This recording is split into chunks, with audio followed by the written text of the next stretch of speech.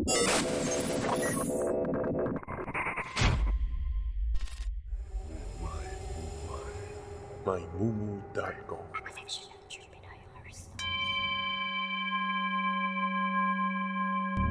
Huwag na huwag kang matatakot.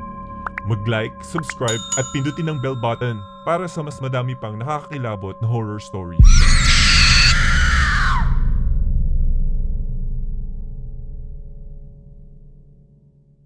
Panaginip by Joy. It happened way back 2004. I think, maliit pa yung bahay namin noon. So tabi kami nila mama at papang matulog, kasama ang aking bunsong kapatid. Bago kami matulog, ay nakaugalian na namin ng magdasal. Para iwas bangungot na rin daw, sabi ni mama.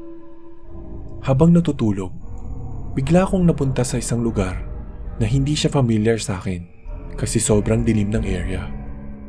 And I was so scared that time na nakaupo lang ako at umiiyak. Tinatry kong hanapin ang parents ko kaso hindi ko sila makita hanggang sa may narinig ako mga yapak ng tao. Para bang may naghahabulan and then pag angat ko ng ulo ko, doon ko nakita ang isang babae na iyak ng iyak habang tumatakbo. At first, nagtaka ako bakit siya tumatakbo at umiiyak. At laking gulat ko na lang nang makita ko na may humahabol sa kanyang isang lalaki.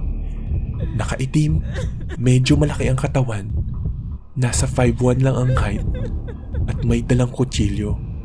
At hindi ko makakalimutan ang mga ngiti at tawa niya nagbibigay hilakbot sa tuwing maaalala ko. Kitang-kita ko ang mukha niya, hindi ko yun makakalimutan. Habang tumatakbo ang babae na nakaputi, isa lang ang naririnig ko na paulit-ulit niyang sinasabi na, "Tulungan mo ako, pinatay niya ako." Paulit-ulit lang yun habang tumatakbo sila at mas nagiging malinaw na rin ang lugar sa akin. Nasa may liblib kami, puno ng kahoy at walang katao-tao. Iyak lang ako ng iyak habang nakatingin sa lalaki na pinagsasaksak ang babae. Sabay halakhak niya na para bang tuwang-tuwa siyang nakakakita ng dugo at parang huni ng ibon para sa kaniyang iyak ng babae. At hindi ko malilimutan ang mukha ng babaeng umiiyak habang pinipilit na abutin ng kamay ko. At doon na ako nagising, hingal na hingal. At hindi ko na malayan na nanginginig at umiiyak na ako. Nasa ganoon lang ako na posisyon nang may maramdaman akong presensya. At hindi nga ako nagkamali. Sa may paanan ko, may babaeng nakatayo. Alam kong hindi si mama yun at higit sa lahat, kilala ko siya. Siya yung babae sa panaginip ko. Sa sobrang takot ko, napahiga ako at nagtago sa ilalim ng kumot. Nagpray ako that time. Hindi ko talaga alam kung anong gagawin ko hanggang sa nakatulog na ako ulit. Kinabukasan, kinuwento ko yun sa mama ko.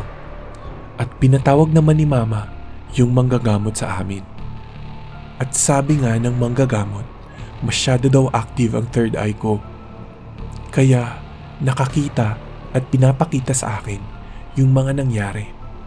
Sa sobrang takot ko at ng mama ko, sinabihan na lang ako ng mama ko na manahimik at huwag nang ipagsabi pa sa iba. Hanggang ngayon, hindi ko pa rin makalimutan ang pangyayaring yun. Nasa isip ko pa rin ang mga katanungan kung ano ba talaga ang nangyari. Bakit ako yung napili niyang pakitaan ng nangyari sa kanya? Totoo nga ba yun? O guni-guni ko lang?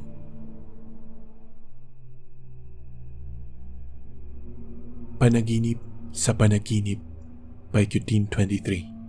I am writing this story December 28, 2016. My story happened just last night, December 27, 2016. Routine ko na talaga bago matulog ang mag-cellphone. Facebook, tapos chat, then pag inantok, tulog agad. Siguro Nakatulog ako around 12 midnight. Dalawa lang kami ng kapatid ko sa taas ng bahay namin. Kagabi kasi, yung isang kapatid ko ay nag-overnight sa bahay ng kaibigan niya. Ang higaan namin ay double deck. Sa taas, ako lang nakahiga. Sa baba, yung bunso lang. Pero magkatabi talaga sila ng isa pa naming kapatid doon. Wala lang siya kagabi. Then, nakatulog na ako. Nananaginip ako. Sa panaginip ko, tulog ako at nananaginip din. Sa panaginip ng panaginip ko, hindi ako makagalaw. Nakadapa ako at pinipilit kong sumigaw at tinatawag ko ang pangalan ng kapatid ko. Nakikita ko yung kapatid ko na natutulog dun sa baba ng double deck. Andun din yung isa kong kapatid sa panaginip ko.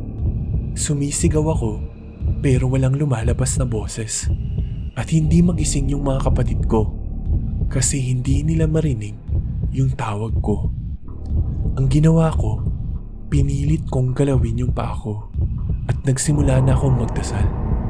Inumpisan ko sa pag-antada ng krus at binanggit ko in Jesus' name. At sinimulan ko ng magdasal ng sumasampalataya. Hindi naman sa pagmamayabang, pero mas kabisado ko ang English version ng dasal kaysa sa Tagalog. Pero ang dinasal ko ay yung Tagalog ng I believe in God, which is yung sumasampalataya.